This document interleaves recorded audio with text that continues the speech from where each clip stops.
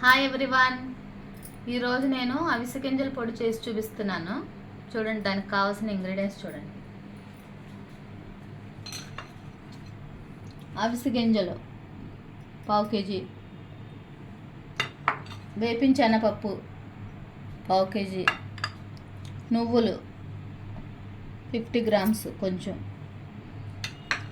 ఎండుమిర్చి me quantity తగ్గ ఎండుమిర్చి యాడ్ చేసుకోండి. కొంచెం వేరుశనగ గుళ్ళు, సోంపు, వెల్లుల్లిపాయలు, జీలకర్ర, కలోంజీ సీడ్స్, చింతపండు కొంచెం. చేసే ప్రాసెస్ చూద్దాం. చూడండి, ముందుగా అవిసె గింజలు ఫ్రై చేసుకోవాలి.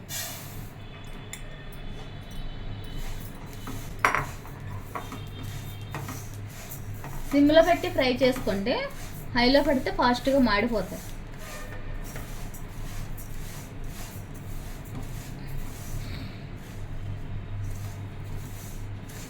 అవిసె గింజలు హెల్త్కి చాలా మంచిది. కొలెస్ట్రాల్, హార్ట్ ప్రాబ్లమ్స్ ఉన్న వాళ్ళందరూ హార్ట్కి కూడా మంచిది.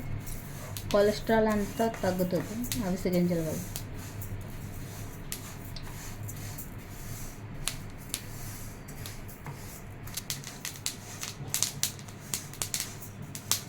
చూడండి, ఇప్పుడు అవిసె గింజలు ఫ్రై అయిపోయి ఇలా మనకి సౌండ్ వస్తాయి. ఫ్రై అయిపోతే ఇలా పట్ మన సౌండ్ వస్తుంది. ఇలా సౌండ్ వస్తే మనకి బాగా ఫ్రై అయిపోయినట్టు.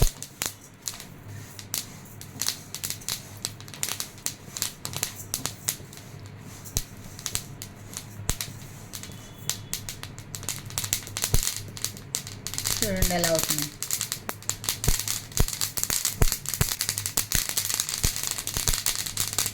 ఇప్పుడు ఇది ఒక దాంట్లో తీసేసుకుంటున్నాను. ఫ్రై అయిపోయి ఇందులో యాడ్ చేసి,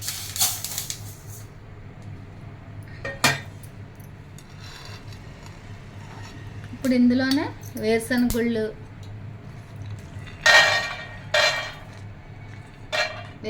కొంచెం ఫ్రై చేయండి, టైం పడుతుంది కదా.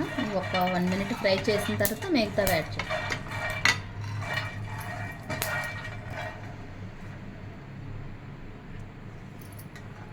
ఇప్పుడు వేరుశనగ గుళ్ళు ఫ్రై అయిపోయి దీంట్లోనే నువ్వులు కూడా యాడ్ చేస్తాం. కొంచెం నువ్వులు ఒక 1 మినిట్ ఫ్రై చేసి, నువ్వులు కూడా ఫాస్ట్గా ఫ్రై అయిపోతాయి, ఎక్కువ ఫ్రై చేయక్కర్లా. చూడు,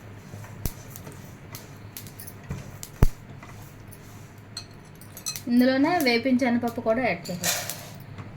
వేపిన శనగపప్పు కూడా ఒకసారి అలా ఫ్రై చేస్తాం.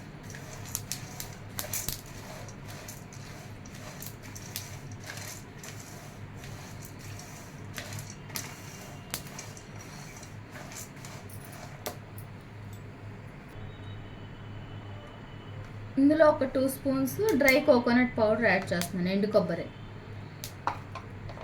ఒక 2 స్పూన్స్.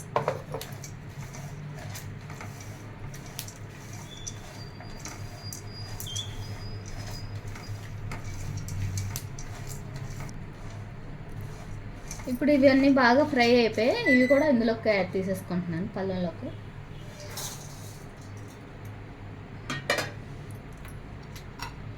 ఇప్పుడు ఎండుమిర్చి, జీలకర్ర, సోంపు, కలోంజీ సీడ్స్ కలిపి మిక్స్ చేసి ఫ్రై చేయాలి.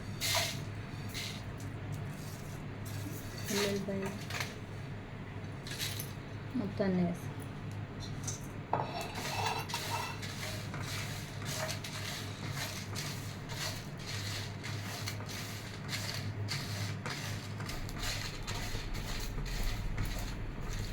ఇప్పుడు చూడండి, ఇవన్నీ ఫ్రై అయిపోయి ఎండుమిర్చి అవన్నీ. ఎండుమిర్చి మీరు చూసి వేసుకోండి, ఎంత క్వాంటిటీ ఉందో దాన్ని బట్టి కారం. మాడకూడదు. ఇవన్నీ బాగా ఫ్రై అయిపోయి ఇవి కూడా ఇందులో యాడ్ చేసేసి స్టవ్ ఆఫ్ చేసేసి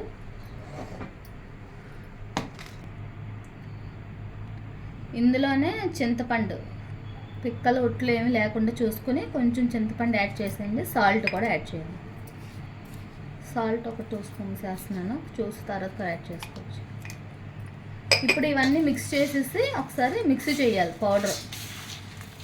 పౌడర్ చేసి చూపిస్తాను.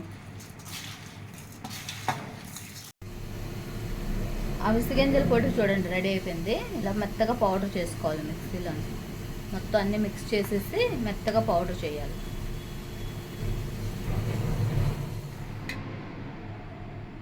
అవిసె గింజల పొడి రెడీ అయిపోయింది.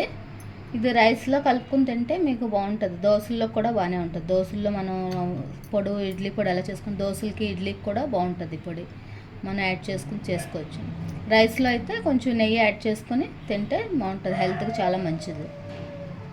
చేసే విధానం కనుక మీకు నచ్చితే వీడియో లైక్ చేయండి, షేర్ చేయండి, సబ్స్క్రైబ్ చేయండి. Bye everyone.